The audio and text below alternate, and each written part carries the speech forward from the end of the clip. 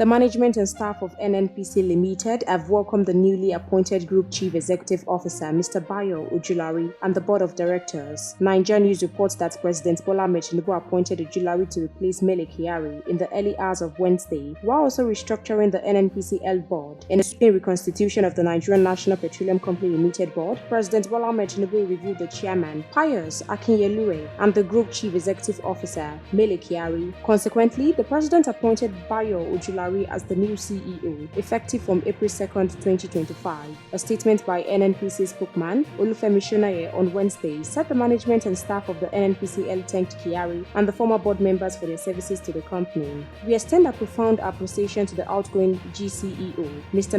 Kyari, and the former board members for their selfless and dedicated service to the company and to the nation. Mr. Kyari's leadership and tireless effort have left an indelible mark on NNPC Limited, and we are sincerely grateful for his outstanding contributions. We wish him and all departing board members continued success and fulfillment in their future endeavors. The statement read, however, Ojulari's appointment takes immediate effect. We'll continue to supply you more trending news updates and exclusive videos. Please keep watching NaijaNews TV.